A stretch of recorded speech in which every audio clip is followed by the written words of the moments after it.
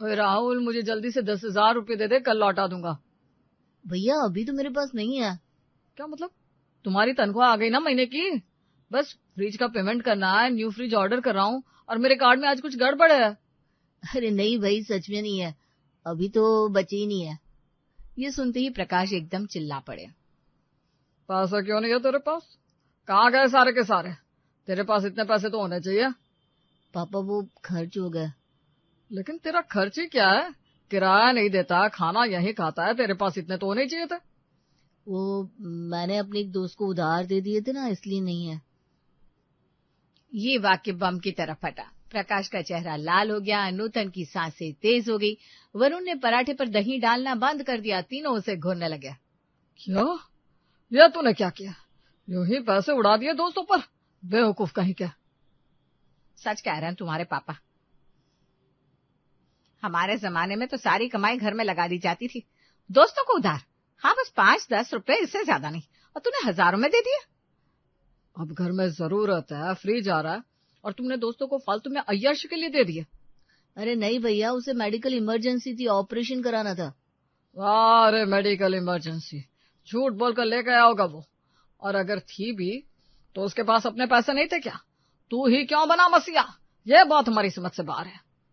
रागिनी ने देखा कि राहुल की आंखें नम हो रही है। वो बीच में बोलने की कोशिश करती है। सुनिए ना, शायद सच में जरूरत थी, राहुल ने अच्छा ही किया। चुप रहो बहू, ये तुम्हारा मामला नहीं है। तुम्हें पता ही नहीं है कि पैसों की कीमत क्या होती है। सॉरी बोलकर राहुल चुपचाप अपने कमरे में चला गया। भाई, राहुल के साथ हुई इस घटना ने नीलम के मन में एक डर बिठा दिया था। आज उसकी ग्रेजुएशन की डिग्री आखिरकार उसके हाथों में थी। उससे आगे की मंजिल सोच रखी थी। वो अपने पेरेंट्स से बोली, पापा मम्मी, मेरी ग्रेजुएशन पूरी हो गई है। हाँ बेटा, बढ़िया है। मैं आगे वीएफएक्स डिजाइनिंग का कोर्स करना चाहती हूँ। ये बहुत अच्छी फील्ड है। वही ना जिसमें कार्टून बनाते हैं। अरे बेटा, ये कोई पढ़ाई नहीं है, वो तो शौक या चीज है। अब तो बड़ी हो गई है बेटा। हाँ बेटा, अब तो शादी की तैयारी का समय है। इतनी मेहनत से पढ़ाई कर ली, बस अब फालतू के कोर्स करके टाइम वेस्ट मत कर। ये फालतू नहीं है, ये मेरा करियर बन सकता है। मैं कुछ अलग करना चाहती हूँ। अलग? अलग के नाम पर कार्टून बनाएगी? पागल कहीं की। बैठ जा शांति से। लड़कियों के लिए यही सही रास्ता है, पढ़ाई खत्म फिर रिश्ता। पर वो... सुन रही है नीलम, बड़ों की बात माना करो। तुम लड़कियों को ये सब समझ में नहीं आता। पापा तुम्हारे भले के लिए कह रहे हैं। और नहीं तो क्या, मैंने तो तेरे लिए रिश्ता देखना पहले ही शुरू कर दिया है। नीलम का गला रूंध गया। वो और बहस करना चाहती थी, लेकिन उसके सामने तीनों की एकजुट अटल दीवार खड़ी थी। उसकी आंखों में आंसू भर आए। वो एक आखिरी निराशा भरी नजर सब पर डालकर बिना कुछ कहे अपने कमरे की ओर चली गई। बेचारी नीलम, ये लोग बिल्कुल सुनते ही नहीं है, ना ही समझते हैं। उसी शाम राहुल ने कुछ हिम्मत बटोरी। शायद नीलम की हार ने उसमें भी कुछ जगा दिया था। उसने खाने की टेबल पर एक और बम फोड़ा। पापा, मैं जॉब चेंज करने वाला हूँ। क्या? तेरी जॉब सही तो चल रही है, ऐसा क्यों करना है? पागल कुत्ते ने काट लिया क्या तुम दोनों भाई बहन को? अरे नहीं पापा, मैं इस जॉब में इंटरेस्टेड नहीं हूँ, मजा नहीं आ रहा है। मैं कहीं और ट्राई करूंगा। हे भगवान, एक ने कोर्स करना है, एक ने जॉब छोड़नी है। ये क्या उथल पुथल मचा रखी है भाई? और मजा नहीं आ रहा क्या होता है? ये कोई गेम है? और नहीं तो क्या, यह काम मजे के लिए नहीं होते। सिक्योरिटी देखो, सेटलमेंट देखो। तू नहीं बदलेगा, हम तुझसे बेहतर जानते हैं। पापा, ये मेरी जिंदगी है, प्लीज मुझे अपने फैसले लेने दीजिए। अरे छोटे, अभी छोटा है तू। जो हम बताए वही कर, इतनी बड़ी बड़ी बातें मत कर। प्रकाश का चेहरा लोहे जैसा कठोर हो गया।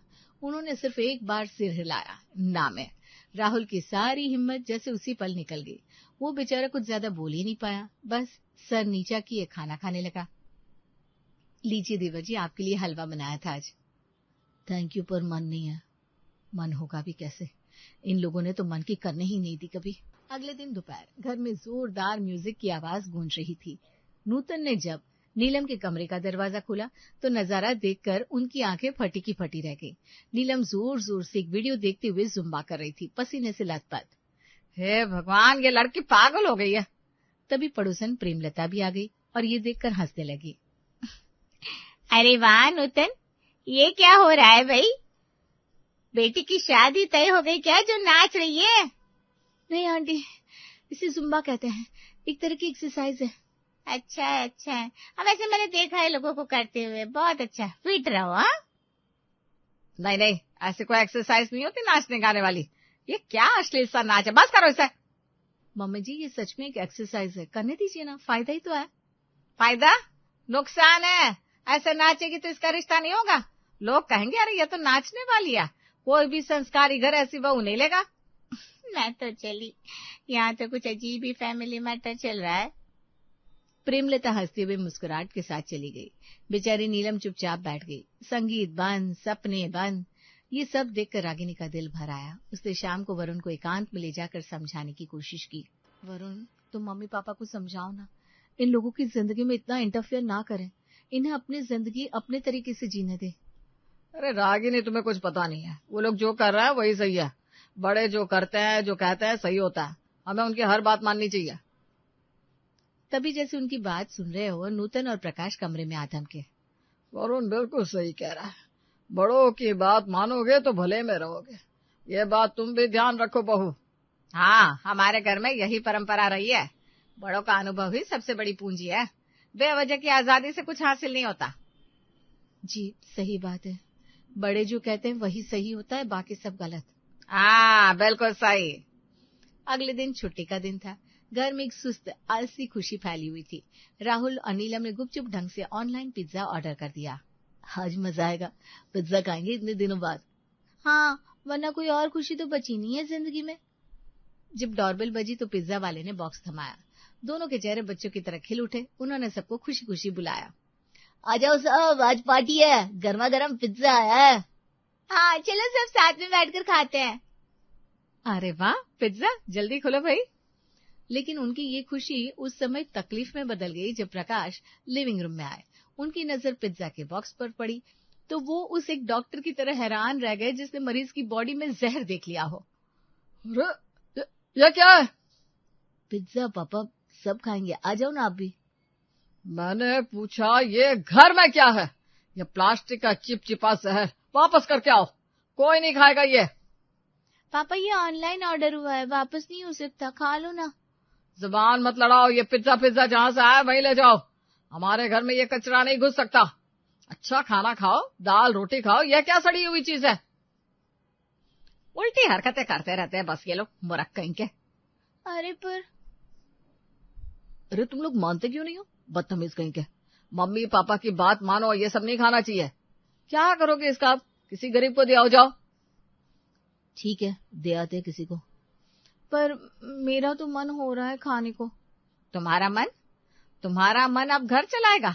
जिस घर में बड़े हैं उसका मन देखो, ये सड़ी हुई पनीर टमाटर वाली चीज नहीं खाई जाती। राहुल और नीलम ने सारे पिज्जा बॉक्स उठाए और बिना एक शब्द कहे वे दोनों घर से बाहर निकल गए। जैसे ही दरवाजा बंद हुआ, घर के अंदर चुगली का महाभारत शुरू हो गया। देख लिया ना, बिल्कुल नालायक है दोनों, हमारी एक नहीं सुनते। पैसा बर्बाद करते हैं। हमने कभी ऐसी चीज मंगाई? हम तो सादगी से रहते आए। बिल्कुल मम्मी पापा, ये आजकल की नई जनरेशन ही ऐसी है। रागिनी कुछ बोलना चाहती थी, उसका दिल कह रहा था कि पिज्जा खाने में क्या बुराई है, लेकिन नूतन की वो कड़ी नजर उसे याद आ गई। उसने अपने होंठ दबा लिए। क्या सचमुच इस घर में सिर्फ दाल रोटी और नियम ही जीवित रह सकते हैं?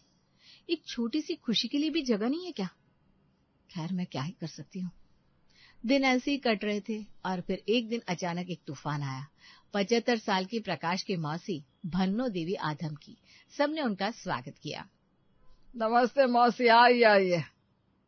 नमस्ते नमस्ते, आपका स्वागत है। अरे बच्चों खुश रहो, लंबी उम्र पाओ, घर में सुख शांति बनी रहे। प्रणाम मौसी जी, आपके लिए नाश्ता लाऊं? अरे ये अभी कोई पूछने की बात है? रागिनी ने खूब मेहनत से नाश्ता बनाया।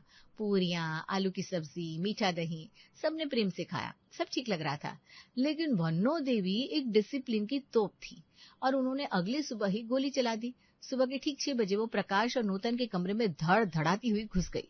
उठो, सूरज निकल आया, अब तक सोए रहते हो? मौसी जी अब तो 8 बजे उठते हम तो। क्या 8 बजे? जल्दी उठना जरूरी है। अगर नहीं उठते थे जल्दी तो अब से उठोगे। चलो टहलने चलते हैं। वरुण कहाँ है, उसे भी लेते हैं। भन्नो देवी ने वरुण को भी उठा लिया। अरे दादी, मुझे तो बख्श दो। अरे चल, बख्श दो का बच्चा, उठ। थके मानते नींद में डूबे प्रकाश, नूतन और वरुण को उन्होंने खड़ा कर दिया। प्रकाश ने हिम्मत करके पूछा, मौसी जी, राहुल, नीलम और रागिनी को भी ले चलते हैं। राहुल और नीलम तंदुरुस्त है, तुम लोग बुढ़ापे की तरह बढ़ रहे हो, तुम्हारा जाना जरूरी है। और रागिनी वो नाश्ता बनाएगी जब तक तुम लौट कर आओ आराम से। अरे यार। हाँ ठीक है ठीक है। अरे इस तरह तीन बेचारे नींद से अधमरे टहलने के लिए रवाना हो गए। अब ये रोज होने वाला था, क्योंकि अब मौसी का शासन काल चल रहा था। प्रकाश, नूतन और वरुण ने आपस में फुसफुसाकर तय किया, चलो कुछ दिन झेल लेते हैं, बुजुर्ग है, नाराज नहीं करना चाहिए। हाँ सही कह रहे हो आप। लेकिन फिर बारी आई खाने की, और प्रकाश का सबसे प्यारा नाश्ता, आलू के पराठे घी लगाकर। बहू, आज पराठे बना लेना, कल नहीं बने थे ना। जी अभी लाती हूँ। रागिनी रसोई में गई और कुछ देर बाद नाश्ता लेकर आई, पर सामने थी कड़वे तेल में तली हुई बिना मसाले की अजीब सी हरी सब्जी, जिसे देखकर सबका मुंह बन गया। ये क्या है? ये कौन सी बदबूदार चीज है? मैंने पराठे कहा था, ये क्या बना दिया? इतनी सी बात भी नहीं समझती बहू, सुबह सुबह ये कैसा नाश्ता बना कर रख दिया? तभी अचानक मौसी टपकी। उन्होंने प्रकाश का कान पकड़ा और ऐसा मरोड़ा कि वो चिल्ला उठा, ओ मौसी, छोड़ो। क्या तुम्हें जरा भी तमीज नहीं है बहू से बात करने की? और ये क्या तरीका है बुढ़ापे में घी पराठे खाने का? तिल तिल के मरने का शौक है क्या? आज से तुम सिर्फ कड़वे तेल में बनी सब्जी खाओगे बस। अरे मौसी जी, पर ये तो। मौसी जी, डॉक्टर ने तो कभी मना नहीं किया। मैं डॉक्टर से भी बड़ी हूँ, मैं अनुभवी हूँ, चुपचाप खाओ। तभी रागिनी ने एकदम प्यारा चेहरा बनाकर अपनी टिप्पणी दी, अरे आप लोगों को बड़ों की बात माननी चाहिए। वो कह रही हैं तो कुछ तो भलाई होगी ना इसमें। बड़ों का अनुभव ही सबसे बड़ी पूंजी होती है ना? ये ताना किसी की समझ में नहीं आया, क्योंकि यही वाक्य वे रोज नीलम और राहुल को सुनाते थे। रागिनी मन ही मन मुस्कुरा रही थी और मौसी को धन्यवाद दे रही थी कि इन लोगों को सबक मिल रहा है। तभी वरुण बोला, मेरे लिए तो पराठे बना दो, मैं तो जवान हूँ। मौसी ने तेजी से घूमकर वरुण के सिर पर एक जोरदार थप्पड़ लगाया। बकवास ना कर, तू भी यही खाएगा पराठे? अरे पराठे राहुल और नीलम खा सकते हैं, वो अभी जवान है। ये सुनते ही राहुल और नीलम की आंखों में चमक आ गई। वे दौड़कर मौसी से लिपट गए। धन्यवाद, आप सबसे बढ़िया हैं। हाँ मेरे बच्चे, मुझे पता है। कुछ समय बाद मौसी ने देखा कि नूतन बाहर खड़ी होकर पड़ोसन प्रेमलता से बातें कर रही है। मौसी गुस्से में बोली, नूतन इधर आओ, इधर उधर चुगली करने की जरूरत नहीं है, अंदर आ जाओ। अरे मौसी जी, वो तो बहुत अच्छी औरत है, मैं रोज उससे बात करती हूँ। कोई जरूरत नहीं है, बिल्कुल नहीं। मैं लोगों को पहचानना जानती हूँ, वो अच्छी नहीं है, लोग गलत होते हैं। और अपने परिवार पर ध्यान दो ना, बाहर वालों से क्या मतलब? बेचारी नूतन चुप हो गई। वो और प्रकाश अब परेशान हो रहे थे, लेकिन मौसी से कुछ कह नहीं सकते थे। वे आपस में फुसफुसा रहे थे, ये तो बड़ी मुसीबत आ गई, कब तक झेलेंगे? अरे क्या कर सकते हैं, जो है सो है। रागिनी ने ये सुन लिया। वो आगे बढ़ी और बोली, अरे वो बड़ी हैं, आपसे बेहतर जानती होंगी ना। तू ज्यादा ना बोल, अपना काम कर। बढ़िया ही दादी की चमची। अगले दिन किसी बात पर प्रकाश और वरुण राहुल पर चिल्ला रहे थे। नूतन भी साथ खड़ी थी। तभी भन्नो देवी बोली, क्या है? तुम लोग घर में बहुत शोर करते हो। इस उम्र में इंसान को थोड़ा मौन व्रत रखना चाहिए। चलो तुम तीनों लोग मौन व्रत रखो। मौसी जी, मैं तो बस समझा रहा था। नहीं, कोई समझना समझाना नहीं। नूतन, प्रकाश और वरुण, बहुत चिल्लाते हो तुम लोग, शोर मचाते रहते हो, इसलिए मौन व्रत रखोगे पूरे 24 घंटे का। अगर कुछ बोले तो सजा मिलेगी, याद रखना। तीनों के मुंह खुले के खुले रह गए। मौसी ने जबरदस्ती उनका मौन व्रत शुरू करा दिया। अगला दृश्य बड़ा ही मनोरंजक था। नूतन चाय बना रही थी, चीनी का डिब्बा नजर नहीं आ रहा था।